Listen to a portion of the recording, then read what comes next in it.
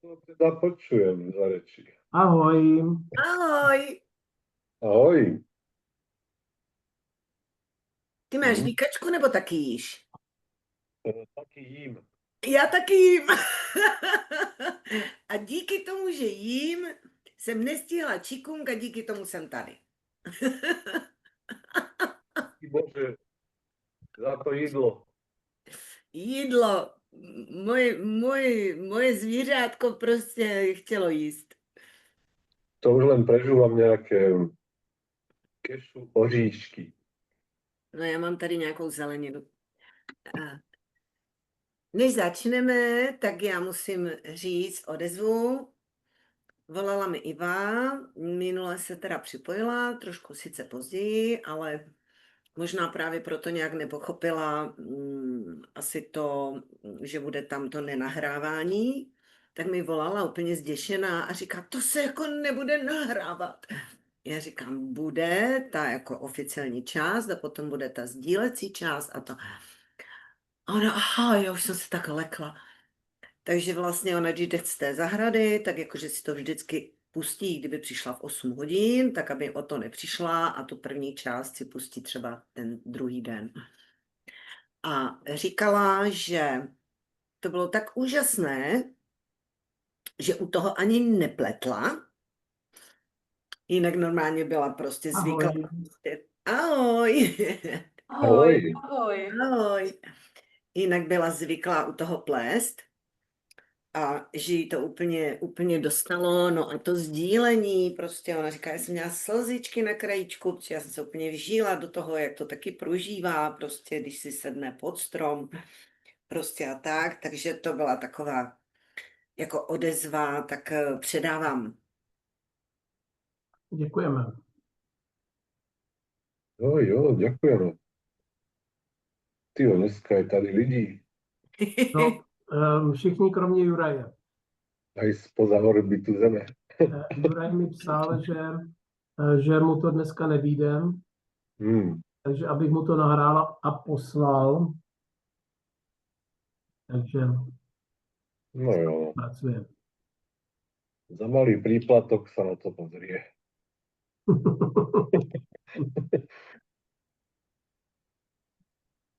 No. Když jsme, nevím teďka teda, kde začít, ale když jsme teda jakoby začali ty nějaké odezvy, tak Dáša mi volala hnedka po skončení předevčírem a prostě neměla slov. Jo, že mě musela hnedka zavolat, že to bylo prostě něco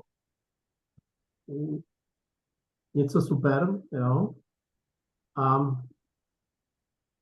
Takže vypadá to, že tento způsob setkání bude asi fajn. Nevím, jak to vidí Alenka. Jestli ještě může třeba k tomu něco říct, tak by to bylo taky fajn, ať to máme všechno pohromadě.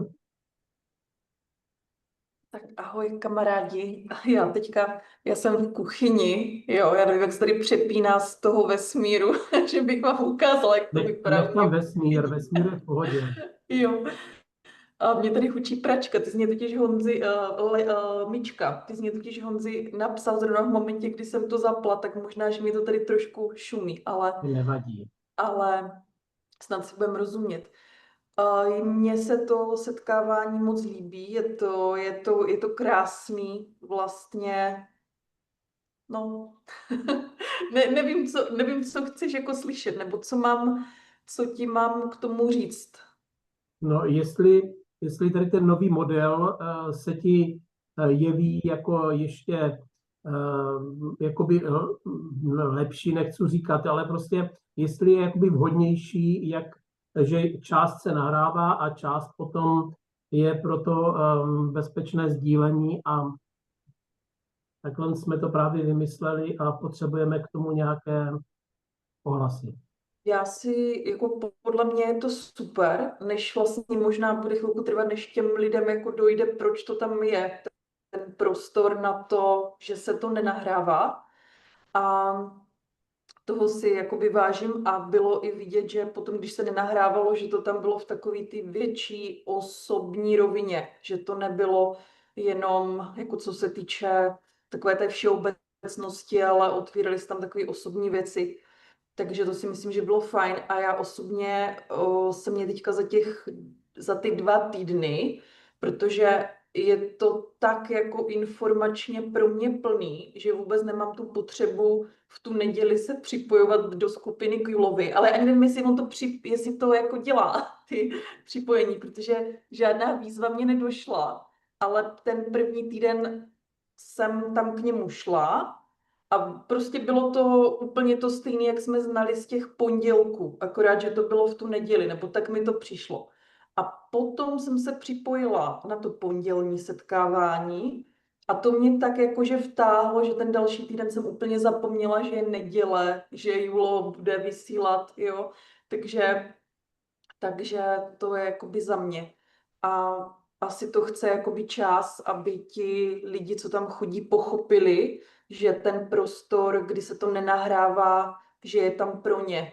A popravdě, jak se o tom začalo mluvit, že to říkala Dagmar, že ten strach ze smrti, jakože když něco řeknu, tak jak to bude pochopeno, nebo se prostě ukázat.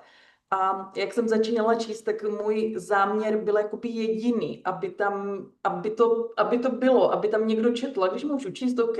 A pak mi vlastně jako došlo, že se to nahrává, že mě někdo může vidět a mně už je to jedno. Prostě to dělám, naplňuje mě to, přináší mě to radost a vůbec to jakoby neřeším. Takže je to fakt jenom o tom čase pro ty lidi.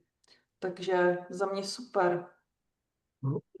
Ono to čtení není jenom pro lidi, ale i pro sebe.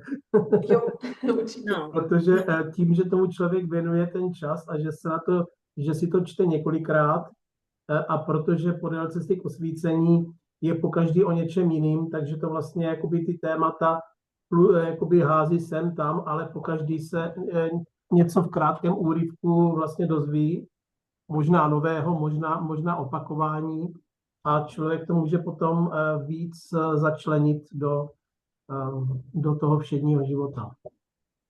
Vždycky se mě to dotýká, jsem za to ráda, že můžu. Jako když je ten prostor, tak vždycky tam ráda něco přečtu, když mě vyzveš. A když ne, tak je to taky v Ne, pohodě. hele, já bych to už nechal jako pravidelnost, jenom když bys nemohla, tak napiš, jo. Protože ono je to totiž o tom, že jako cokoliv se může stát, jo. A že vlastně jakoby přislíbíš to a najednou prostě budeš mít někde nehodu s autem a budeš čekat na policajty tak to Honza přečte, jo. To stejné se dělo teďka v pondělí, když Juraj to měl číst a připojil se, až jsem to dočítal, jo. Takže to bylo takový lehce odevzdávající, no tak co už, jo, takže Juraj tady není, tak se to jde číst slovensky. Můžu doplnit ještě teda, jestli by možná opravdu i předtím, než zase začne tady ta nenatáčecí část, jestli by se to mohlo třeba ještě jednou říct, proč to tak je. Jo, aby jsme nemuseli čekat, že třeba někomu to dochází a aby si hlavně uvědomili, jakože opravdu tady ta část nikde nebude, že je to pro nás, že fakt se nemusí bát otevřít i osobní věci, jo, že to prostě něco jiného je, ano, dobře, někdo by s tím měl třeba problém, já teda tady něco přečítám, uvidí mě třeba celá Česká republika, ale něco jiného je, když budu sdílet osobní věc a uvidí mě celá Česká republika. Jo, to je fakt obrovský rozdíl. Takže opravdu, že je to pro nás, že opravdu je to proto, abychom s tou důvěrou, že to bude jenom mezi náma, se mohli otevřít a mohli fakt i pro druhé vlastně sdílet naše zážitky, protože myslím si, že vlastně když se tam mluvilo o tom všem, jak ti lidé to třeba prožívali a tak dále, tak tím, jak to jde pak v tu chvíli tady od někud, tak vlastně se tam do celé té skupiny nádherně vysílá ta energie toho, co prožívali, takže my ostatní si tak můžeme nacucávat z toho, jo, že fakt je to, anebo kdyby někdo měl uvozovky problém a může ho tam otevřít, tak bude mít jistotu, že nikde jeho osobní věci, jo, takže možná by bylo fajn říct, proč to tam máme, jo, jako aby jsme nemuseli čekat, třeba to taky někomu nedošlo. A Jo, tak jak Dáši, a myslíš si, že bude stačit úplně stejně, jak jsem to řekl v pondělí, ten text zní, nyní bude ukončen záznam pro YouTube a nahrávané zálohy, ale na Zoomu budeme pokračovat a přesuneme se do závěrečné části, umožňující otevřenější sdílení přítomných účastníků online setkání. Jako jo, no a kdyby si tam, ono je to takové, jak bych to řekla, moderátorské, jo, a že kdyby si tam třeba fakt jako dodal klidně, že někteří nepochopili, o co se jedná, tak opravdu jenom třeba 2 větama prostě ze sebe, jenom tak jako je to tady pro nás, abychom se opravdu mohli otevřít s tím, že je to jenom v této skupině a jenom v tuto chvíli. Jo, že pak jenom tak jako opravdu ze srdce, že pak si měl nějaké odezvy, že vlastně lidé neví, proč to je, takže to chceš jenom jako takhle zpřístupnit. Aby vlastně mohli i s nějakýma osobníma prostě zážitkama, ať teda jako kladnýma nebo s nějakým problémem, aby věděli, že to nikdy nikde nebude dostupné. Že je to jen pro tuto chvíli a je to pro nás. Jo, že je to opravdu v rámci toho bezpečí té skupiny. Aby fakt se otevřeli. A myslím si, že ono to bude čím dál tím víc. To sdílení. Jo, že když oni fakt pochopí a teď uslyší třeba ty lidi, a že si tam sdílejí nejenom třeba ty nádherné prostě jako věci, ale že někdo tam řekne třeba fakt jako i nějakou bolestivější třeba zkušenost. Že to bude fajn, když to může vlastně někde pozdílet. A nikdo ho nebude odsuzovat. Na cokoliv. To bych potřeboval, abys tam už potom, abych tě pustil ke slovu. Já jsem to zase přes tebe teče, já to nejsem stíný. No, já nejsem schopna to opakovat. Je to tady pro nás, abychom se mohli otevřít, abychom mohli sdělit své zážitky i dotazy a problémy. Dobrý. Jo. Honza má pomalý prsty. Jo, jasné. To je v pohodě. Jestli můžu, tak Dagmarka to řekla moc hezky, že vlastně z toho, co tam se otvírá v tom prostoru, tak cítím tu možnost tam sdílet bez toho posuzování a bez toho strachu. Protože já jsem to někdy posuzovala, když jsme se připojovali ještě, když prostě tam byl Julo, úplný vlastně strach něco vyjádřit. Jakože mě někdo jako sundá, že nemám vlastně tu úroveň a že teda musím se sebou něco dělat, jo. A kdybych to věděla, tak už bych tam byla, že? Takže ten strach mě hodně jako tlačil zpátky. Radši jenom přijímat tu informaci, otvírat se tomu prostoru, ale ne úplně sdílet. A tady to bylo hezky řečeno, to sdílení bez toho posuzování v té láskyplnosti. To je úplně jiná dimenze. A hlavně je to o tom, že někdy fakt stačí, když ten člověk to řekne nahlas. A najednou samotnému mu tam jenom něco jako docvakne. Jo, že třeba vůbec ani to nemusíme komentovat nic, prostě pokud bude chtít jenom sdílet, nebude se ptát, jenom bude sdílet.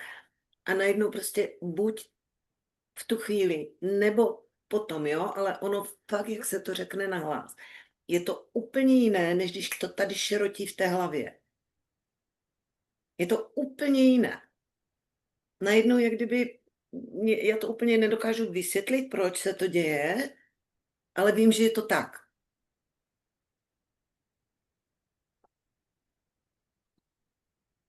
A nebo někdy se stává, že ten člověk vlastně, když to sdílí, tak si jakoby sám odpovídá, ale on to neslyší. On to jako neví. Jak bych to řekla? Já nevím. Příklad, měla jsem tady jako na jizvách jednoho pána prostě a teď on říká, a já bych se tě chtěl zeptat, Dášo, a teď něco jako říkal a já říkám, zastav. A on, co je? Já říkám, ty jsi teď odpověděl. Ale on to nevěděl. On to jako neslyšel. Ale ta moudrost skrze něj šla, ale on to neslyšel. Jo, takže ono je to fakt zvláštní, jak nám tam mysl jako funguje a to vědomí, jak to chytá. Takže jako já si myslím, že ten prostor tam pro nás je úplně úžasný a jako fakt, já nevím, jestli to bylo hodinku, tak to bylo úplně, tam byla tak nádherná energie, že už jenom v tom sedět, jako bylo fakt povznášející. Takže ještě tady byla dopsána další věta, takže já to přečtu obě dvě věty. Je to tady jen pro nás, abychom se mohli otevřít, abychom mohli sdělit své zážitky i dotazy a problémy. Je tu možnost sdílení beze strachu a posuzování v láskyplnosti. Jo, to by šlo. A kdybys do toho dal víc ještě trošku takové té osobní jako vřelosti, pokud nechci moc, tak já vím, já s tím nemám problém. No, v každém Jako případě, je afektovaná, ano, tak... v každém případě po hodině a půl jakoby nahrávaného vysílání ta láskyplnost už potom půjde sama. No, právě. Tak co dál? Co, Peťulko, co budeme mít? No, to bych právě se od Peťulky potřeboval dozvědět, aby si šáhl po knize A Book of Slides a přeložil nám název 3. slajdu. Ten bude připravovat Juraj, nicméně já bych potřeboval hodit anonci o tom, o čem to je, aby příští týden ti, kteří se chtějí připojit speciálně kvůli tomu, se mohli připojit.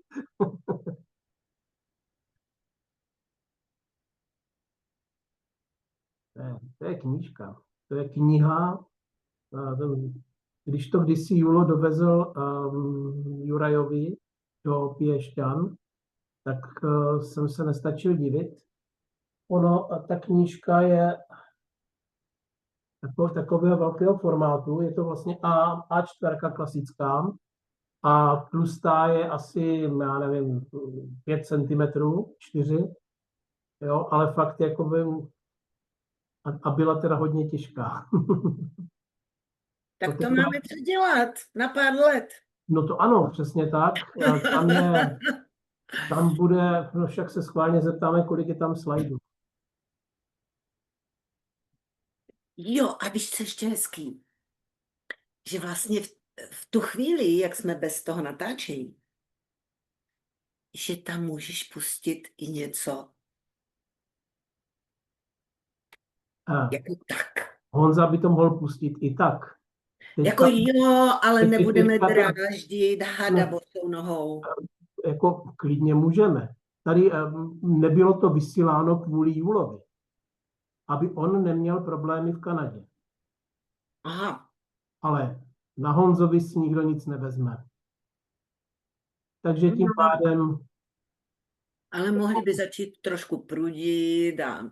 No dobře, ale i Julo říkal, že oni vlastně jdou oni jakoby to řeší právní cestou, když ví, že vlastně ten soud nebo ten spor je pro ně vyhratelný.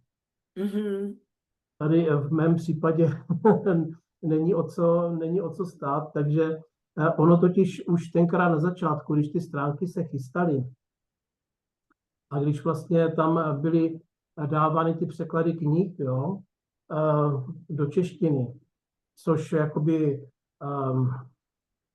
bylo na hraně, jo, dejme tomu, ale kdyby chtěli nějakým způsobem se soudit, tak jakoby by mohli. Nicméně on by se spíš potom jakoby měl soudit Karel Svoboda s tím, s Romanem Stříbrným, že to vlastně jakoby je překlad, jenomže ty překlady vznikly dřív jak ty knížky, jo, a jsou trošku jiný, takže vlastně pak to nechalo být. A když potom přišel Julo, tak jeho přání bylo, aby se tam nic jakoby nezveřejňovalo, z žádný videa, nic. Jednak do nějakého, já nevím, 5 let zpátky platilo nařízení od doktora Hawkinse, že se může volně i bez souhlasu Susan poskytovat text o maximálně 500 slovách. Proto vzniklo i to podél cesty k osvícení, kde to podél cesty k osvícení se volně šířilo po internetu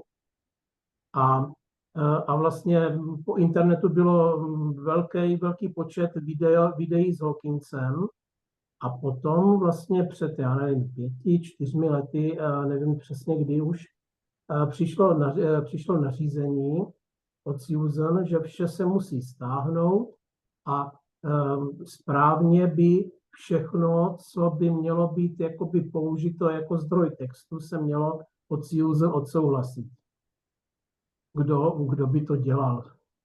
Jo, a jednak u nich, protože tam jich je 5,5 ve Veritas, a jednak jakoby, no, takže prostě jednoduše Hawkinsovo přání, které bylo takové jakoby benevolentní, aby vlastně to učení se šířilo, tak bylo omezeno. A potom třeba například, když bylo staženo to podél cesty k osvícení, které vlastně každý den rozesílal Jay Slovik všem zájemcům jakoby do e-mailu, každý den to rozesílal, aby vlastně v angličtině si to mohli přečíst, tak po tom stažení tady tato knížka vyšla v angličtině asi za půl roku v knižní podobě. Byl to další materiál vlastně proto, aby se to dalo vytisknout. Jo? A pak vznikaly další a další jakoby složeniny, výcuci z knížek doktora Hawkinse, aby vlastně bylo co prodávat. A pak úplně, jakoby, když už si vyčerpali možnosti, tak začali do knižní podoby dávat Hawkinsovy přednášky, které jsou na streamu. A Hawkinsovy přednášky, které jsou na streamu, tak už nejsou kompletní přednášky, co byly na CDčkách. Tam už vlastně na streamu je to vystříhané. A ty textové přednášky jsou ještě zase vystříhané oproti tomu streamu. Takže to je takový vykoštěný. Jo. No a víš, co mě teď napadlo, že třeba fakt jako jenom pro začátek, vždycky na takové nastartování, že bys tam něco takového kratičkého s doktorem Hawkinsem, víš, jako takovou nějakou... Já ti rozumím, to by klidně šlo. Spíš je takový techničtější problém, jak to v těch každý týden počešťovat. Jak tomu dát nějakou češtinu. Jako anglicky to pustit není problém, jo? Jasné. Ale jakoby jde o to, že vlastně buď bychom tam si k tomu museli pustit ještě alespoň automatické titulky, které jsou v některých případech k dispozici. A ty automatické titulky občas nejsou přesné, protože místo ega je to orel a podobně. No.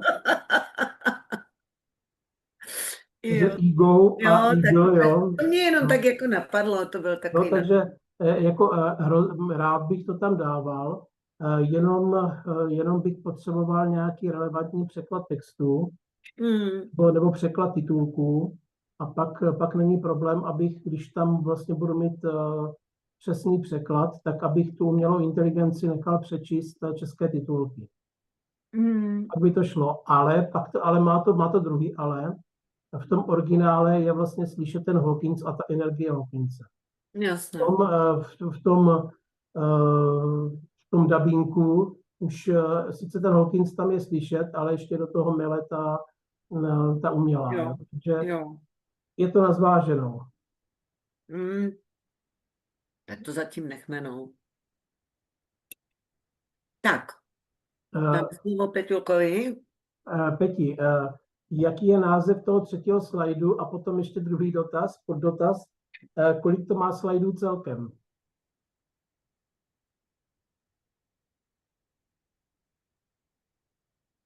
Názov slajdu je sila úrovní vedomia. Ještě jednou?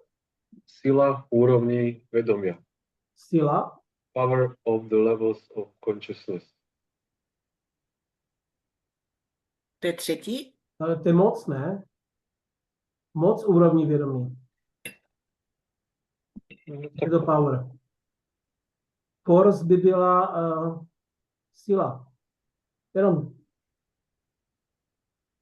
Záleží na prekladu, ale môžeme Jo. dať moc akoby vo význame Hawkinsovo moc versus sila, to môže byť moc, ale tých slajdov, že koľko je ich všetkých.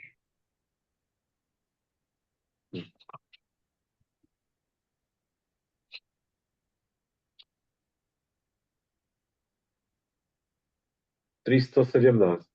Jo. 307. 317 s tým, že väčšina z nich je viac ako len na jednu stránku, takže celkovo tých stránok je vyše 600. Jasně. To znamená, že máme náplně na nějakých 317 setkání. By se tak dalo říct. Tak, to by sme měli.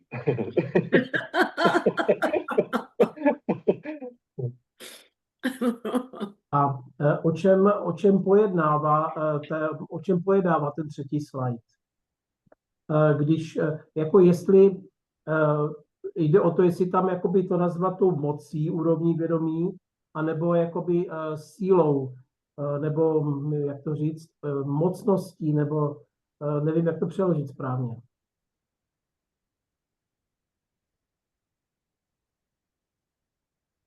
Pojednává, já jsem si to nečítal.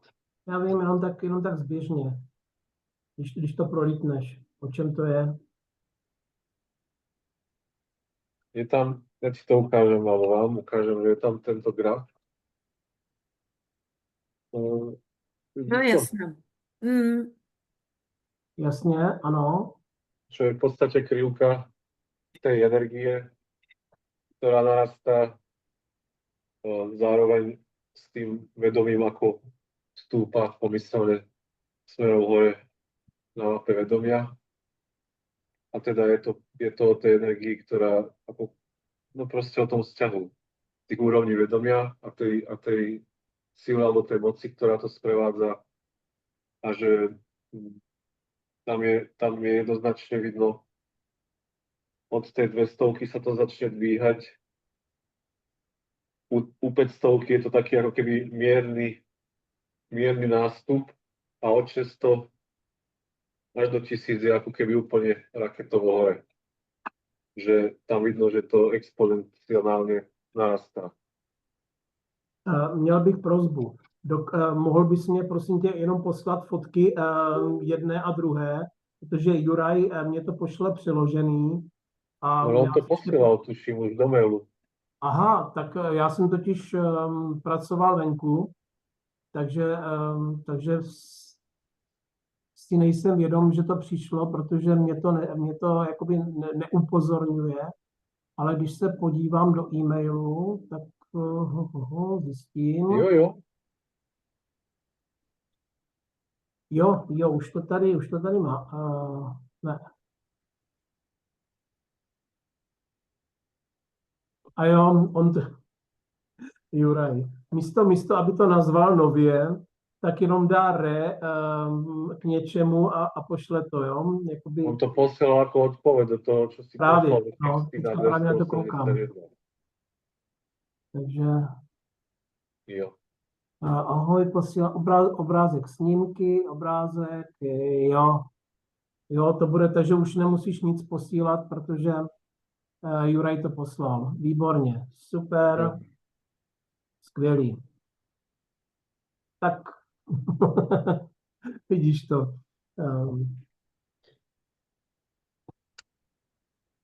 Tak to bychom měli. Jo, v pohode. No, teraz dotaz od Petra. Jak je ma slyšet? No, já bych řekl, že teďka seš připojený jakým způsobem? No, to je to isté. Stále som pripojený cez tú Wi-Fi, nemám sa ako inak ich pripojiť. Inak cesta by bola iba hotspot, čo je, mi príde žiadne riešenie, lebo tam cez mobil to nie je silnejšie. Pokiaľ Wi-Fi nepostačuje, tak ten signál cez mobil nebude o nič lepší. Ale ide o toto. Teraz, čo sa včera naposledy sa stalo to, že ja som si to nejak neuvedomil, ale jasné, bolo horšie počasie a samozrejme bol som v tej istej izbe, kde som vždycky aj teraz, ale ja som sa potom presunul do pracovne, kde je priamo router, pretože ja som kúpil ešte aj zosilovač k routeru, hej, že proste je to všetko tak postavené, pretože pracujem ešte aj, samozrejme tam sú tam 4 počítače, tiskárne a teda, že ja potrebujem dobrý internet a ten internet bežne šlape normálne. Čiže tým, že bolo horšie počasie, tak podľa mňa už do tejto izby asi to úplne nepostačovalo. To keby som vedel, tak by som asi rovno vysielal stade a možno to tak budem robiť stále. Len spravíme len tak dosadli, že keď sa premiestním teraz vedľa, tak budem stále proste niečo kvákať, že či ma počujete v tejto izbe nejakým spôsobom inak, alebo je to teraz stále rovnaké. Počujeme tě výrazně lepší. Fakt? Ano. Takže budem vysielať stadiaľto. Určitě, protože tady totiž, tady ti nezanikají konce slov, když mluvíš. Jo, jakoby ono to, tam v té vedlejší místnosti to vypadalo, jako kdyby ty slova jakoby na konci kolíkals nebo zanikaly a podobně. A tady to nedělá. Dobre, no, tak akože, no čo ti poviem, ja som tu nechcel odtiaľ to vysielať, lebo pozri, vidíš, je to tu proste samý, samá pracovná hrabuľa, vieš, ale ano. Pokiaľ ale proste... to by šlo pořešit tím, že si za sebe můžeš hodit nějaké pozadí, jak má třeba Alena, a můžeš tam mít třeba Ježíše Krista nebo Hawkinsa nebo kohokoliv, jo? Jo, všetci budeme vesmírní obyvatelia. Tak vesmírný nemusíš, ale... To už jsme, Peťo, s tím nic nenaděláme. Tak ja som to nechcel takto natvrdo, ale tí, čo si to ešte nevšimli, nie na to prídu sami, rozumieš? Ale jako tady odsud ten zvuk je úplně suprovej. Jo, je to super. Honza právě měl variantu, že by ti poslal SIM kartu na O2, kde je za měsíc k dispozici 100 giga a výhodou je, že tamto množství jakoby je použitelný ve stejné rychlosti celé. Když máš normální připojení k mobilu, tak máš neomezený, ale 20 giga ti dají velkou rychlostí a pak už tě omezují. A tady vlastně tady ta karta je za 350 korun, máš tam 100 giga měsíčně a je to v plné rychlosti. Celých 100 giga je v plné rychlosti, takže právě jsem si myslel, že kdyby byl problém v tom připojení, takže vlastně by se to dalo pořešit tady tou vysokorychlostní kartou, jo? Ale je vidět, že to asi nebude potřeba. Veď tu mám, pozri, ja tu mám normálny internet, neomezený. Proste to tak musí byť. Keby to nemám, tak ja si nemôžem dovoliť. Zároveň to poviem, nemôžem si dovoliť výpadky v internete, lebo to by znamenalo, že celý obchod by sa zrutil. Čiže je to spravené tak, aby ten internet fakt šlapal. Akurát podľa mňa to bolo tým, že jednak to počasie tu bolo fakt také, no proste aké bolo. Aj snežilo, aj pršalo, aj všetko bolo. Ale to proste, to nevadí, len tým, že tá izba, kde ja spím, je troška, alebo no proste tá moja izba, ktorá nie je pracovná, tak je cez jednu zeď a ešte ako keby otočená smerom, kde to úplne nie je super. Ale vždycky to stačilo, vždycky, keď som sa nevolal, tak ale zase zároveň je pravda, že ten Zoom je trošku iný kaliber, lebo tam je veľa ľudí, má kameru, chce to viacej dát, ako keby nepretržite. Čiže live stream a Zoom je niečo iné, ako keď máš bežne zapojenú proste nejaké web stránky a proste nejaké tam spojenie. Tento počítač je natvrdo zapojený cez kábel do steny, plus čo tu mám dôležitejšie veci, tak sú zase priamo na router napichnuté, vieš. Čiže keby bol v tom problém, ja aj tu mám, ja mám ten ethernetový kábel, ešte mám zálohy asi ďalšie 2 alebo 3, tak by som mohol napriamo zapojiť aj laptop. A mohl bys zkusit ještě zapojit laptop kabelem? Počkaj. Nie, tu je to iba na HDMIčko, ale HDMIčko tiež mám, myslím. Jo. Teraz. Čakaj, pozriem sa na ten router, že či je vzadu HDMI možnosť pripojiť cez HDMI. Lebo ja som kvôli tomu, ja som objednával ešte cez O2. Nie, toto je USBčko. Nie, na HDMI tam nie je vôbec prístup.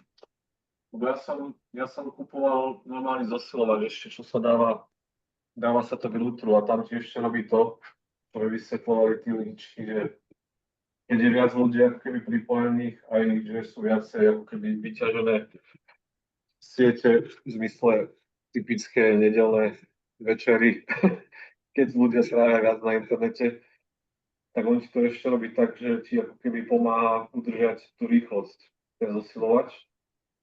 A tým pádom ťa zvýhodňuje vlastne v tom množstve tých ľudí, ktorí sa pripájajú z podobnej lokácie.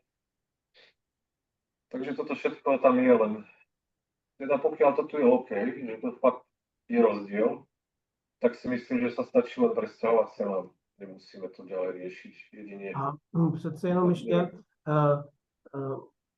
chvíli máš jakoby hlas jasnější a chvíli ho máš utlumený. Fakt? Ano, a to záleželo i na naklonění, nebo když šel s tím notebookem, tak to chvíli bylo jakoby zřetelnější a chvíli to bylo utlumené. Jo? A tam jde o to, jestli ještě je nějaký vliv na to, kde ten mikrofon je, jestli je v úrovni jakoby tvých úst, anebo jestli je pod nebo nad úrovní potom, jo? Jasné, no to potom, myslím, že keď s laptopom nebudem hýbať vôbec, No. Teraz ma ako počuješ? Teraz ma počuješ dobre? No teraz tě počuju tak průměrně.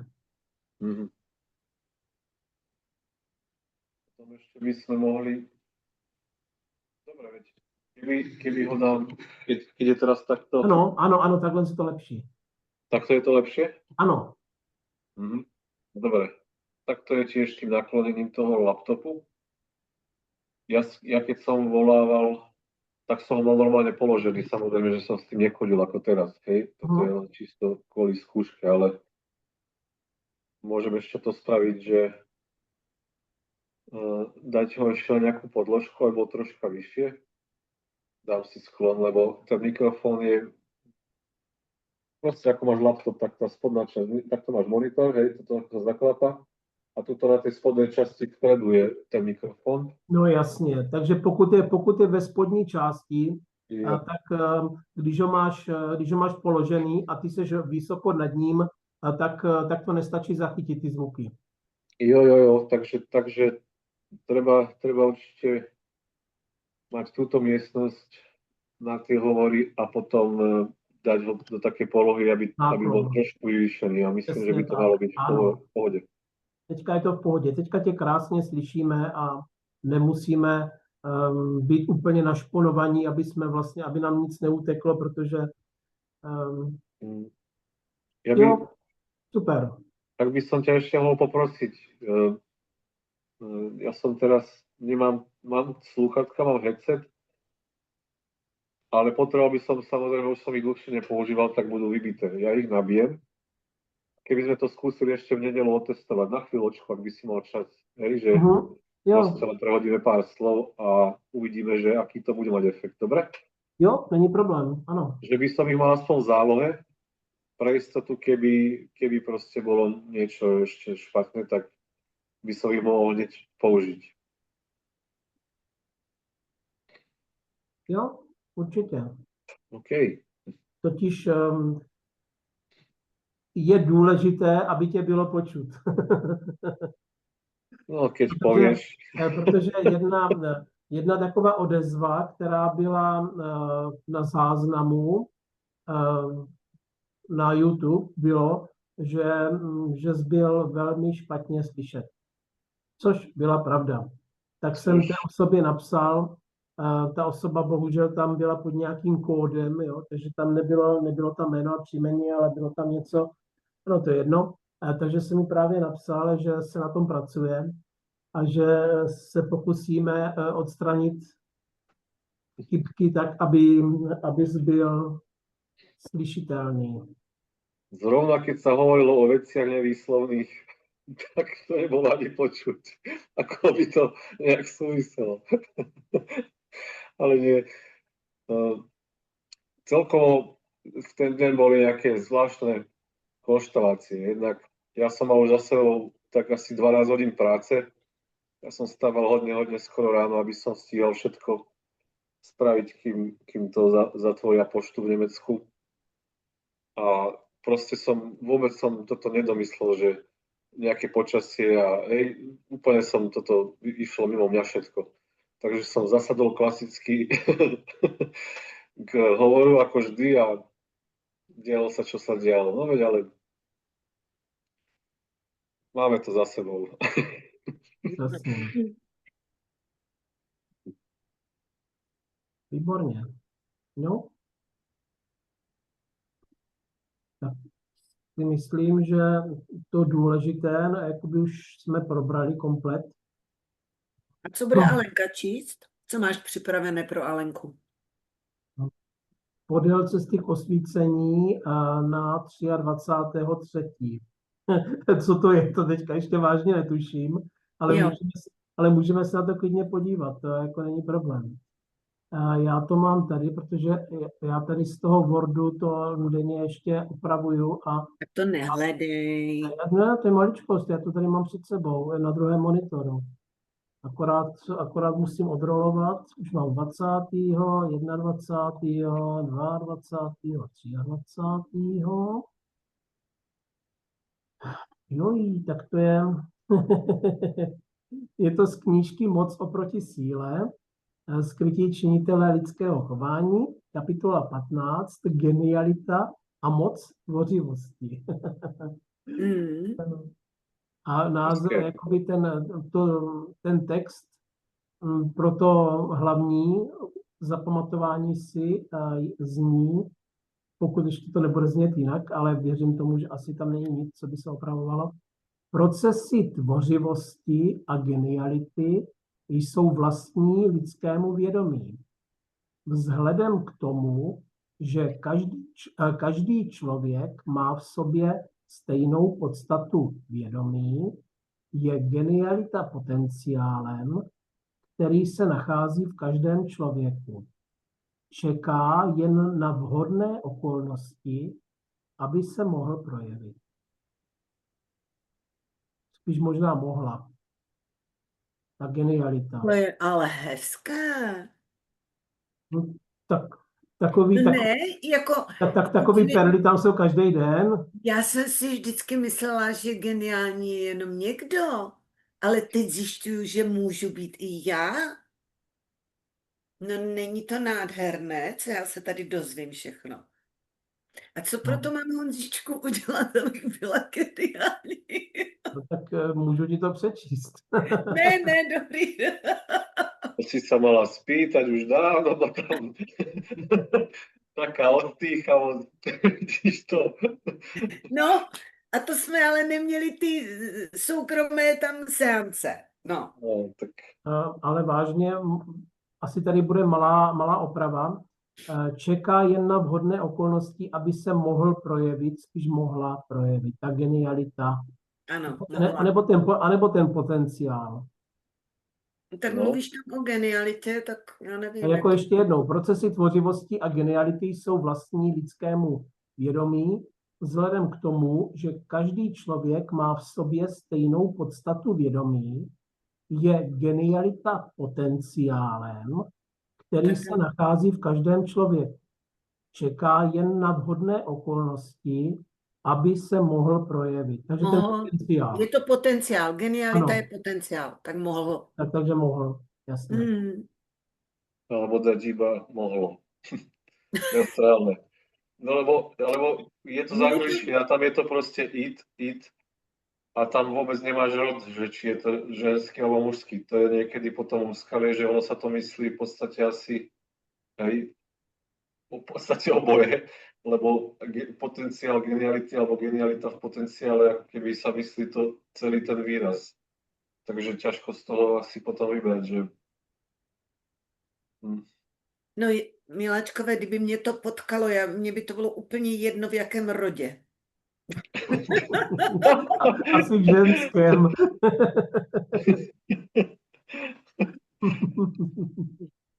Jako dřív si taky nechávali tady vyřezat jako tu kost, aby tam ten průchod, myslíš, že by to pomohlo?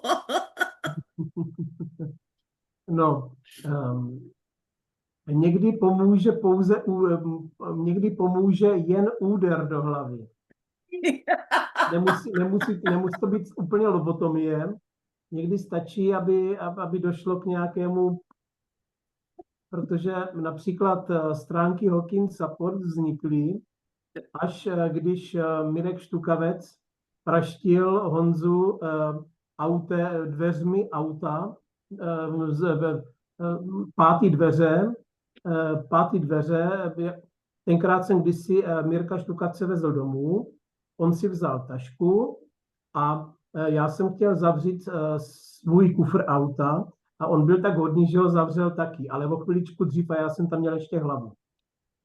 Takže prostě pic, tady byla nějaká jiná tržná rana a na základě toho vzniklo, takže jakoby, takže byl to důvod k vzniku stránek Hawking Support. Tenkrát. Takže nechat se mlátit do hlavy není špatný nápad, dobrá. To musí být náhoda. Jo, tak. To ne, jakože... To není jakože, tak já chci teď nápad, tak mě někdo uhoďte. Takhle ne, dobře. Takhle ne. Dobře. To musí přijít prostě od někať. Jo, jasné. Tak uvidíme, no. Lebo keď som bol chlapec, tak sa mi hodne darilo v tomto smere. Tých úrazov hlavy bolo viac, než je zdravé, tak ja neviem, že je tá hranica potom, Jako údery mám vybrané, tak teď už jsem tady jako připraven. Jo, teď už len od toho jít náruč. Ale když jsme u té geniality, tak ono totiž skutečně je to o tom, že ta genialita je hodně přítomná, nebo jak to říct, je otevřená lidem, kteří jsou ve vyšších 400 a vlastně, ale oni už tahají ty informace z 500. tam je právě ta intuice, tam je ta genialita, jo? Tam je toto, takže pokud někdo potom překlene tu 400 do 500, tak samozřejmě, že ta genialita je tam také, ale už není záměr tak geniálně tvořit ve 400, jo? Mal tento Thomas Edison mal taký trik a jemu to chodilo v tom stave, ktorý sa dá nazvať meditáciou, ale on proste pri tom zaspával, že to bolo tesne pred zaspaním. Tak on si zobral taký malý tanier a lyžičku a vždycky, keď išiel zaspať, tak mu vlastne tá ruka cinkla o ten tanier a ho prebralo, tak ho to udržalo na tej hrane. On si to potom tou druhou rukou mal pero a tam si to hneď zapisoval.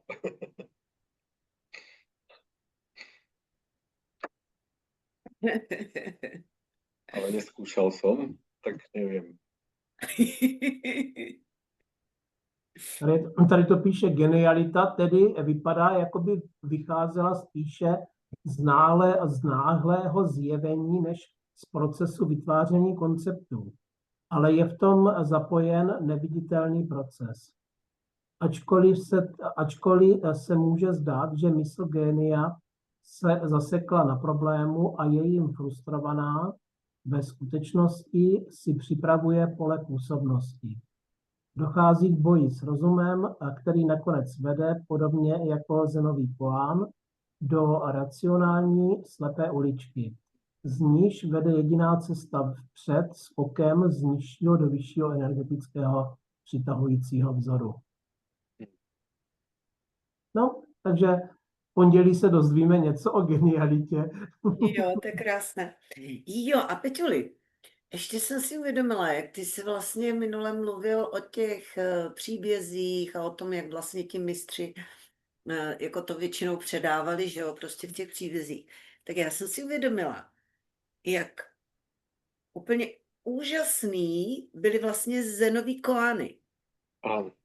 Jak oni tě tak vyblbli, že vlastně tam nebyla možná odpověď, takže ta mysl se jako zastavila. Áno. A tam prostě to může přijít, že jak se ta mysl zastaví, tak tam to může přijít, že jo. Jo, a to já proto říkám vždycky, když je nějaký průser, tak mě se to zastaví, protože ona ví, že na to nemá, tak dovolí, aby tam šlo něco jiného. Jako, takže vlastně fakt jako ten Zenový koán je úplně jako boží. Úplně fakt jako boží. S tím bychom si taky mohli hrát, že by si nějaký třeba do té kecací části, že by si tam nějaký na nás hodil, aby z nás jako vypnul. No to sú tí Zenoví majstri, preto často rozprávajú paradoxov. Proste jeho úloha je vlastne vyviesť tú myseľ z konceptu. Ano. Že keď niekto mal duchovnú otázku, tak oni paradoxne rozprávali úplne o bežnom živote. A keď niekto sa pýtal bežné veci, tak zase naopak hovorili o tých duchovných veciach. Že tak to je, ale presne tie koány sú na to, že ako keby vyťahujú mysel z toho bežného pochodu. To spomína Hawkins, že to je vlastne to chytanie kurčiat. Že to je v podstate tiež ono, že sa zameria sa čisto to sústredenie na jeden okamih a proste sú rôzne postupy. Oni preto pestovali aj Rukostero, bol napríklad sústredenosť. Podporuje to tu zameranie sa na jednobodovosť mysle. Ale ten koán mi príde, že práve, že má tú tendenciu akoby konfrontovať ten príbeh z toho, čo nie je vlastne v tom príbehu, ale to je tak či tak, to je zaručená vec, že to sa vlastne stane v okamihu opúšťania fyzického tela. Tak no nemusím tak dlouho čekat, tak to můžeš mi pomoct tady s nějakým kolánem. Ale zrovna akože žiadny kolád nepoznal, ale tak prosím tě, Peťo, máš ten noťaz na stole, alebo máš mírně zvedlej? Teraz? No, Teraz ho mám tu na nohách, ho mám položený. Prečo? na čem? Na nohách. Na nohách, to je špatně. Opět máš plechový zvuk. Dobre. No ano, teďka, jak řekl dobré, tak už to bylo dobré. Ja som naposledy volal, keď sme sdílali, tak som si dal tu. A takto som mal odbu. Jo, To je tým, že či je niekde položený, alebo nie je položený. Tak myslím, že tu by to mohlo byť OK. takže řekni nám nějaký koán. Teďko. No ale ja fakt neviem. Nebo všetko. úplně cokoliv, aby tě bylo teďka slyšet. Tak teraz ma počuješ dobre. Ještě jednou, prosím. Nebolo ma počuť teraz vôbec? Bolo, ale možná Honza neslyšel. Aha. Hele, zkus říct 4 věty, 3 věty, to je jedno. Počkej, ja len rozmýšľam, že ja tu mám ešte taký podstavec, ktorý sa dá použiť a dá sa to dať priamo pod notebook, takže bude stať iba na takých ako keby nožkách, ale bude proste vyššie, lebo aj tieto stolíky sú všetko také nižšie, vieš, že ja ako keby rozprávam Ano, právě. dole. Ten hlas se míjí s mikrofonem. Tak ešte preto som chcel odskúšať potom aj ten headset, tie sluchadlá, že ako by sedeli. Aspoň možno na tú časť, keď budem čítať niečo, alebo keď sa budem rozprávať o nejakej téme. A neskôr to môžem prepnúť, ale tam tá batéria, keď sa nabijú tie sluchadlá, ten headset vydrží dosť dlho. Tak ak zistíme aspoň, že či je napríklad aj problém v tom, alebo nie. Ale kdyby to Ale bylo můžeme tak, jak rozprávat. to je teď, tak by to bylo úplně proti minule úplně zlaté. No, proti minule určitě, ale Honza by to chtěl ještě vyplnit. Jo, ještě to vytuníme, ale jako toto už jako je o tom, že ti je rozumět prostě. Ale tak Jo, jako... tam jde o to, aby ten notebook byl v tom místě, kde je mikrofon, jakoby nad tím stolem ve vzduchu, já nevím, třeba o 3 cm, to je jedno, ale aby tam prostě, aby tam mohl proudit zvuk. Jo, chápem. Ono totiž ještě ten Zoom má tu nevýhodu, že když to přepojuje mezi jednotlivými účastníky, kteří mluví, tak ten začátek je takový malinko useknutý. Jo, takže proto Honza si vždycky buď odchrklá, nebo pozdraví, nebo cokoliv, aby ten zvuk na něho skočil a pak teprve už je záruka toho, že tam nedojde k nějakému tomu ořezání. Preto je aj fajn, keď ak je to tak, že niekto ide dlhšie rozprávať, tak sú ostatní úplne stlmení, lebo vtedy vlastne to funguje. Přesně tak, ano. Totiž Honza kontroluje ty připojení z mikrofonů a vidí vlastně každýho, že ho má vyplay, aby právě nedocházelo k tomu, že by ono totiž stačí jenom, aby v té místnosti, kde je zapilý mikrofon, někdo zakašlal, nebo pes zaštěkal, nebo cokoliv, a na chvilinku to přehodí ten zvuk z jednoho na druhýho, jo? Áno, je to tak. Dobre, toto sme dohodnutí, že spravím tie úpravy, ktoré môžem a ktoré sa javia, že určite budú fajn. A plus tú nedeľu ešte otestujeme aj ten headset. A teraz, že vy sa chystáte do střílek, napríklad Dáša a Lenka? Já nevím, jestli tam pojedu. Počkej, ty Honzi, nevíš, jestli tam Ne, pojedeš. dělám srandu. Já to má povinně. No, já se taky chystám a jako nevím, jestli pojedu, protože mě to záleží trošku na Oskárkovi. Takže uvidíme. A ty jsi minule, Dáši, nebyla taky kvůli Pejskovi? Ty minule úplně nevím, proč to To bylo. bylo Ale jako víš, musím. no naposledy. No a předposledně mě vlastně z Prahy přijela dcerunka hlídat ty děti hulká, tak jako asi i tak, jako má v tom svém podnikání docela dost práce a tak. Takže nevím. No, já třeba včera jsem ho měla úplně taky na setkání, protože je to takový, co dělá třeba, příklad, jo.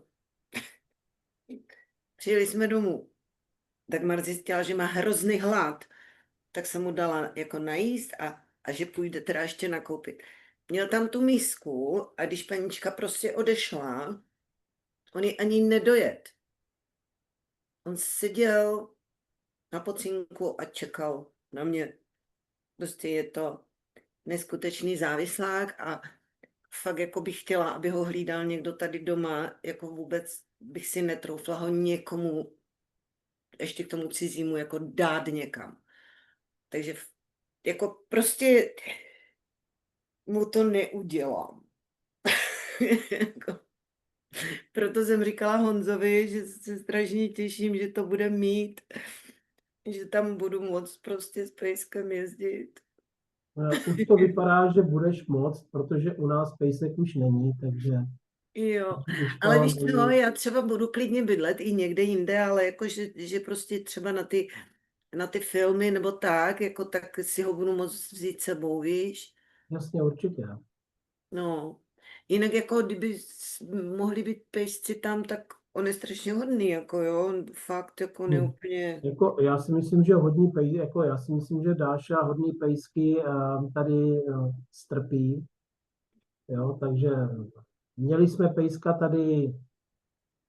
tady konkrétně asi 12 let a teď už vlastně dalšího pejska mít nebudeme, takže vlastně jakýkoliv jiný pejsek, když tady bude, tak vlastně nebude zahánět toho našeho, takže není to. Oskárek by nezaháněl. Ne, my jsme měli takovou už šicunku, která vlastně byla už i jakoby nemocná, slepá, po mrtvici, takže prostě už jakoby se nedokáže bránit, vůbec komunikovat, jo, takže to bylo takový takže jako já to prodiskutuju ještě s mojí paní, ale já si myslím, že takový zásadní problém by to nebyl. Máme tady ještě 2 kočky, ale ty už postupně vyforujeme ven, aby vlastně spíš žili venku, jak tady u nás dovnitř. No, víš co, tam fakt jde jenom o to, že já třeba si najdu klidně ubytování s pejskem a že třeba fakt jenom na to promítání nebo tak, víš, jak tam neotravuju, já nevím, 3 dny se psem. Jo, že jenom fakt, když se bude promítat, nebo když budeme mít nějaké to setkání, tak si ho tam jako vezmu. Jo, za podmínky, že budeš jediná, protože zase 2 pejsci v jedné místnosti, možná by to nedělalo dobrotu, ale jeden pejsek asi bude v pohodě. Jako jo, že mezi sebou, víš, by potom mohli zlobit. Ale jako říkám, jsi jediná s pejskem, která to jakoby říká veřejně, jo, takže... Víš co, Oskárek je tak zlatý, že pokud ten druhý by neměl problém, tak Oskárek nemá problém s nikým. Jasně, jo, ale fakt do těch hlav nevidíš psích, jo. Takže, no, jasné. Jo. A tak já to říkám veřejně hned teď z kraje, jo? Jo, jasný. Já a pes. Ano. A ti druzí pak, no... Honzi, a kolik už máš přihlášených teďka? No, zatím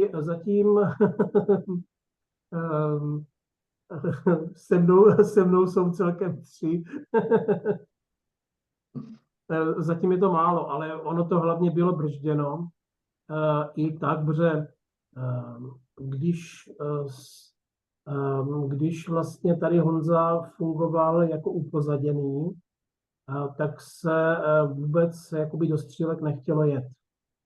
Protože nedokážu si představit, že bych to tam nějakým způsobem měl organizovat s Františkem. Jo? Takže vlastně poté, co jsme tady to rozjeli jiným způsobem, tak samozřejmě do těch střílek určitě pojedu. A bylo by teda samozřejmě velmi vhodné, aby tam jel i Petr, Peťa, jo, ten Petr, protože nedokážu si představit to tam jakoby organizovat v úvozovkách sám, protože i když, já nevím, jestli tam bude Juraj nebo nebude, jo, protože Juraj si zvykl na život ještě se spoustu jiných aktivit, protože samozřejmě on tady kdysi byl ve skupině a potom odešel, protože ho to už netáhlo. Prostě Julo byl Julo a když jakoby ten Juraj něco řekl, tak prostě to nešlo. Jo? Takže vlastně se odloučil ze skupiny a začal jakoby si vyvíjet svoje aktivity a tím pádem je jasný, že se jakoby z ničeho nic se úplně jakoby nepřešajtruje a vlastně zase teďka jakoby nám nebude jakoby neustále k dispozici. To chce čas, možná jo, možná ne, jo, ale prostě on samozřejmě má práci, má ještě nějaké aktivity, hraje divadlo, mimochodem, jo, a dneska je právě na zkoušce, jo, nějakého toho jejich amatérského divadla, takže je to tak, jak to je, no, takže bylo by fajn, aby Juraj byl také ve střílkách, bylo by fajn, aby Peťa byl ve střílkách, aby jsme tam dokázali dát dohromady nějaké takovéto ten bezpečný prostor i vlastně v rámci těch komunikací u krbu a potom, aby jsme spolu dali dohromady v ten pátek, kdy ten pátek bude otevřený zejména pro ty skalní v uvozovkách, kteří vlastně přijedou ještě před promítáním. A tam právě bychom chtěli otevřít, jak říkal Juraj, nějakou praxi duchovní. Nějaké nácviky duchovní praxe. A tam právě by bylo velice fajn, abyste byli oba dva, jak Peťa, tak Juraj. Takže tak, no a je to vlastně za měsíc a něco už jenom. Ale ze zkušeností ti lidi se hlásí, tak já nevím, poslední 3 týdny, hlásí se většinou na poslední chvíli. To znamená, že vlastně, když je to za měsíc, tak ty přihlášky začnou chodit příští a přes příští týden. Jo? A takhle se. Aby to fungovalo, aby se to alespoň jakoby samozaplatilo, tak je zapotřebí minimálně tak 25 lidí až 30, aby se sešlo.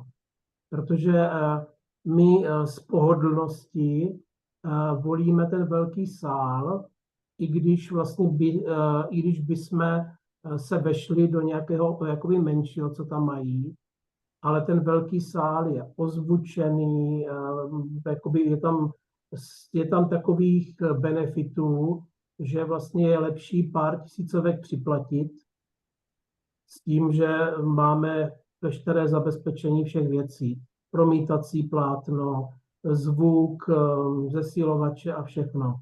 Protože kdysi jsme byli v menší místnosti a Honza tam musel experimentovat a všechno možné nastavovat, dělat si vlastní a ono se to skoro ani nevyplatí potom. Jenom tak, Honzi, kolik to stojí, ten velký sál? Velký sál je vlastně teďka na víkend pro nás k dispozici za 11 000 korun. Wow. Takže vlastně, když si to rozpočítá já nevím, mezi 20 lidí, tak je to minimálně přes 500 na osobu jenom za zaplacení toho sálu. Jo? Jasné. A v tom a to je vlastně ještě bez ubytování, bez stravy a tak dále. Jo? Takže prostě je to neziskový. Jo? No, jasné. A teďka, Honzi, když tam předpokládám nebude František, tak kdo ti s tím bude pomáhat? No, jak s čím? S tou organizací, s tím promítáním, technika? Tak František mi to tam pouze pomohl zapojit vždycky a pak jsem tam naháněl lidi sám. Jo, takže František tam prostě chodil, povídal si, jo, s lidma a potom jakoby, no prostě František mě tam skutečně pomáhal to jakoby zapojit, protože on je elektrikář, jo, takže tím pádem Honza neměl starosti s tím, jak ty elektrické dráty zapojit a to bylo všechno, jo, anebo zase rozpojit, jo. Takže vzhledem k tomu, že už tam jezdíme opakovaně, tak snad to zapojení by zvládl už i Honza a samozřejmě to je ta technická stránka, jo, ale je zapotřebí i ta lidská stránka, i vlastně jakoby v rámci těch jakoby praxí, duchovních praxí, které tam vlastně budou a u krbu, když bude ten bezpečný prostor takzvaně, jo, můžeme to tak nějak nazvat, třeba tím bezpečným prostorem, nebo já nevím, ještě nějaký jiný název tomu dát, jo, tak nedokážu si představit, že by tam Peťo s Jurajem nebyli, jo, protože bylo by to určité ochuzení, protože oni tady vlastně těm onlineům dávají tu šťávu a když by nebyli naživo, tak samozřejmě, že ty energie tam jsou sami o sobě vymodlený v těch místnostech, ale je lepší ještě tomu přidat tu Hawkinsovskou anebo Ježíše Kristovskou. No, a co Petr na to? Že nám na to kašle. Ja som pripravený ísť. Jsi připravený? Áno, som pripravený. Aj teraz naštartujem auto a idem do Střelov. Ještě Ide o nemusím. to, že teraz posledné víkendy som stále niekam išiel na nejaké stretnutia, nejaké komunity, nejaké tiež aj posledný víkend bol v rámci Hawkinsa stretnutie v hlbokej Užihle a teraz ma to nejak posíla proste na takéto podujatia. Tak chodím, no ale čo tým chcem povedať, že tento víkend vyzerá, že budem tu. Chcel by som vyplniť tú prihlášku do Střílek a potom ešte sa chcem s Honzou spojiť, že čo všetko by potreboval, respektíve lepšie povedané, s čím by som mohol pomôcť. A prípadne, ak treba aj nejakú zálohu, zásahu, alebo takto viem všetko poriešiť tiež. Zálohy až na místě. OK. Protože družstvo evoluce jde do kytiček a tím pádem bylo by nerozumné tam vlastně posílat nějaké peníze, nehledě na to, že Honza nemá oprávnění k tomu účtu, takže tím pádem by to bylo úplně o ničem. Naopak je tedy záměr vytvořit nějaký spolek, který nahradí to družstvo. Výhoda toho spolku je jednoduché účetnictví, nebo jenom účetnictví se to jmenuje. Takže tam už není zapotřebí tolik cirátů, jako u toho podvojného klasické korporace. A je právě jenom otázka, jakou zvolit jakoby velikost toho spolku. Protože když je to jakoby spolek 3 lidí, který táhnou za jeden provaz, spolek je minimálně 3 lidi a více. No? Takže když ten spolek je jakoby víceméně uzavřený a pracuje jakoby pro skupinu, tak je to bezpečnější, jako když je otevřený spolek vlastně pro každého, kdo přijde a já nevím, zaplatí korunu, jo? Protože my tam právě nechceme, aby tam byly nějaký poplatky v tom, jo? Pravidelně, protože ty spolky jsou potom svazovány poplatkama. A totiž tam je úskalí ve spolcích to, že, a to není ve spolcích, ale zejména ve spolcích je to tam, že spolek třeba může potom mít na účtu, dejme tomu třeba 100 000 korun pro zaplacení nějaké akce a může vlastně nastat taková nějaká palácová revoluce, kde se spolek má, já nevím, 25 lidí. Nově se přihlásí do spolku dalších 50. Na schůzi si zvolí oni předsedu a vybílí účet.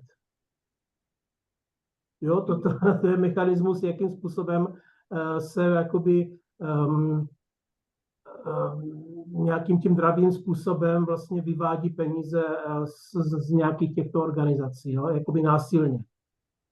A to nemáš pod kontrolou, protože pokud máš ve stanovách, že vlastně jsou nějaké schůze, kde potom se volí předseda a další věci, jo, takže tím pádem většina, která tam potom může připlout zvenku ze zištných důvodů, tak může vlastně zničit tu skupinu a tímto způsobem ji zlikvidovat. Takže proto spíš jakoby se mně jeví, že by bylo moudřejší, aby ten spolek měl jakoby méně lidí a fakt jakoby pracoval pro tu skupinu, než jakoby, aby to bylo otevřené pro všechny, protože tam je právě to nebezpečí, který jsem teďka říkal. Jo. To už se stalo, jo. Jako není to žádná novinka historicky. Tak jenom. Napadá. Teraz napríklad aj v tom úzkom kruhu, v ktorom sme sa zišli, tak bol tam aj Pavel Lenger a celkom tak akoby vnímam, že on nejak nie je veľmi akčný ani aktívny, čo sa týka rozprávania pred väčším počtom ľudí, ale za to má celkom fakt dobré vhľady aj čo sa týka nejakých uvedomení svojich samozrejme a sú často prínosné, alebo mne napríklad aj dosť vyhovuje taký otvorený dialog s ním, že dobre sa nám spolu diskutuje a tiež mi príde ako človek, ktorý to že sa mu fakt venuje ako poctivo už dosť dlhú dobu. Že by bolo fajn, keby sa mu podarilo tiež prísť, len je to otázné, to nepochybujem o tom, že on by nechcel vyslovene, len... Ne, jestli můžu ti do toho vstoupit, Pavel jezdil do střílek a potom přestal jezdit, když ho někdo Julovi nabonzoval, že vlastně tam prováděli něco ohledně Holtínce a podobně a od té doby přestal jezdit. A kdo ho nabonzoval, to i není těžké si teďka už domyslet. Tak jako to... No, takže když tam ta osoba, která bonzovala, nebude, tak určitě rád přijede. No, Honzičku, No. a proč myslíš, že tam nebude Kdo? ta osoba? No, protože by tam nebyl Honza. Tady vážně je to postavené. Minimálně tyto střílky budou bez Františka. To prostě mám ho rád, ale v tomto případě je tady prostě nějaká věc, která není ještě vyřešená, vyléčená. Jo. Jo? Mm-hmm. Prostě každý děláme to nejlepší, čeho jsme schopní. Jo, určitě. Jenom nevím, jak je na tom František, já jenom řeknu, co jsem od něj slyšela. Když jsem vlastně mu volala kvůli tomu, ať mi pošle, nebo ten link na připojení, na to první připojení, tak on říkal jako, že jo, že mi ho poslal, ale že to mám možná ve spamu. A nějak jsme se bavili a já říkám, a teď to je fajn, tak aspoň to máme dvakrát, že jo, nedělí a to, ale jak říkala Alenka, tak Já už jsem tam taky vůbec, teď v neděli neměla chuť jít, úplně jako mi to přišlo jako zbytečné. A možná příští neděli, nebo tuto neděli se podívám, já nevím, ale úplně mi to tak přišlo, jako že ježiše, venku je hezky, radši budu venku. No, ale bavili jsme se právě s Františkem a tak nějak jako já říkám, jo, tak to je fajn, prostě tak to bude jako takhle, že jo, někdo bude v neděli a někdo v pondělí a on říká, no a do Střílek stejně pojedeme jako všichni, to je jedno, jestli jsme jakože uvozovky 2 skupiny, jo. Že oni to tak jako neberou a oni tak neberou, protože oni vlastně pokračují jako taky těch 280, 281, jo, prostě, že je to takové divné, že v neděli je 280 u nás taky potom, no já nevím, mně to je jedno, já do toho nekecám, ale že jako František tak nějak s tím jako počítal, jo, tak jako jenom, abys věděl, jako, jo, že... No, František se s Honzem nespojil od té doby, co vlastně došlo jakoby k rozdělení skupiny. A to, jestli si František něco maluje a nekonzultuje to. V každém případě ta osoba ze Střílek, která vlastně nás má na starosti, tak jakoby my jsme spolu mluvili, ta osoba o tom ví, že vlastně něco takové, že něčemu takovému došlo a vlastně říkala mě, že jakoby celou dobu jedná jakoby se mnou, tak vlastně, že v tom bude určitě pokračovat, jo. Takže jestli přijedou jakoby do Střílek, ti, co se připojují k Julovi, ano, klidně můžou, jako není problém. Jediná věc, František tam letos a teďkom na jaře nebude. Jo, já jenom No. jako, jo, určitě.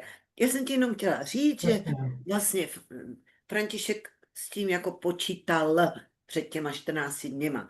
Jak je na tom teď, nevím, ale já jenom říkám, co říkal. Jo, uvidíme se. Ve Střílkách tam budeme jezdit všichni, takže do toho budeme, věřím, že zahrnoval i sebe. Jo? Protože nevím, jakým způsobem to má František namyšlené, ale v každém případě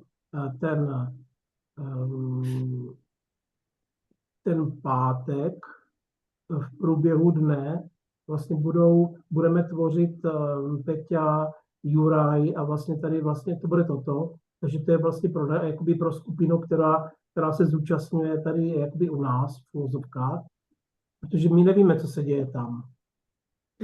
Jo, já to tam nesleduju.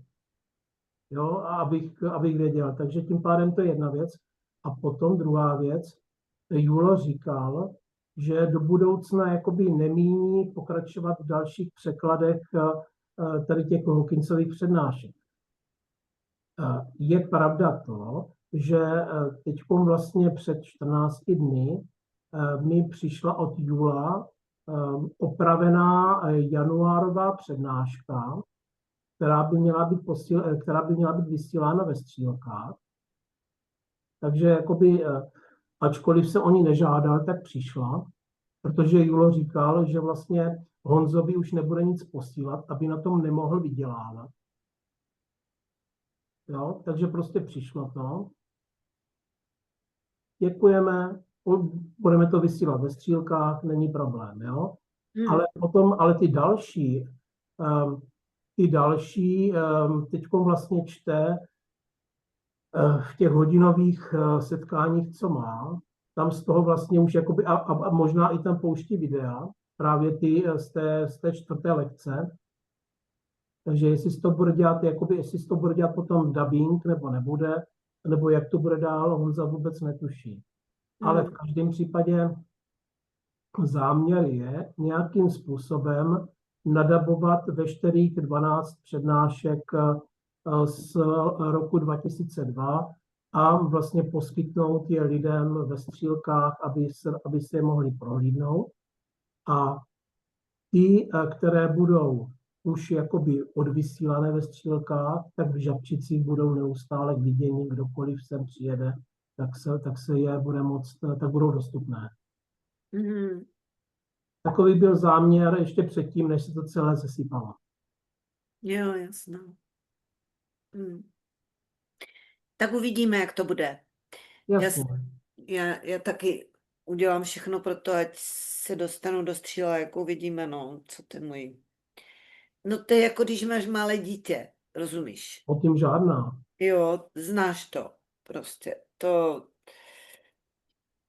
je, Jako Honza měl několik let službu, kdy tu naši Selinu jsem nosil po schodech 4krát denně vyčourat a vykakat. jo, Jo, no, a jakoby každý den, jo.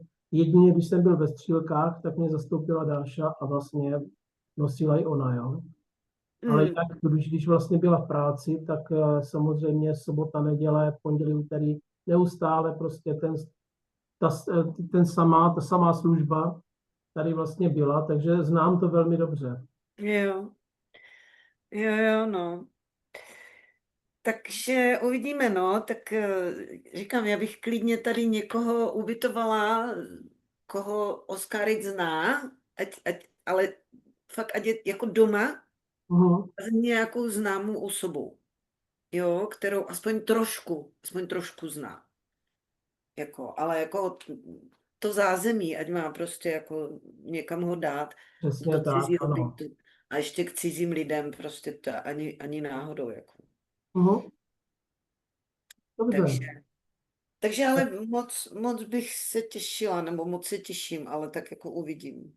Fakt uvidím, no, jak to bude. Prima. Tak jo, děkuju. Já si myslím, že pro dnešek máme hotovo. Jurajovi pošlu záznam, pošlu ho i vám, protože můžeme se na něho potom zpětně podívat a budeme se těšit s vámi všemi v pondělí, kdy vlastně pojedeme po druhé, co to je, bezpečný prostor. Bezpečný prostor, ale to je hezké. Ano. A vidíš, to ti přišlo samo teď. A teď máme kafičko v bezpečném prostoru. Nebo povídání v bezpečném prostoru, nebo něco takového. A to je hezké, bezpečný prostor. To je pěkné. Tak jo, no, tak já vám všem moc děkuju. Moc A ráda podobně. jsem vás viděla, miláčci. A Péťulko, můžu tě prosím tě poprosit? Zkuste. Můžu poprosit? Můžeš mi trošku natočit kameru na tu tvoji mikinu? Mně se hrozně líbí. trošku mi... Jo. Taký, jak to nazvať? Ja som to dotrepal ešte kedysi dávno z Indie, ale vyzerá to skôr tak latinsko-alejsky. No, trošku, jo, ale úplně úžasná kombinace barev. Nevím teda, co mi znázorňuje můj Zoom, jak to, ale je právě úplně boží. Tak děkuji. Děkuji vám, miláčko, děkuji vám. Tak jo, ahojte všichni. Ahoj, zlatička. Alenko, jsi tam? Určitě je. Vesmíru, na orbitu, hezký večer. Ahoj všichni. Ahoj, končíme.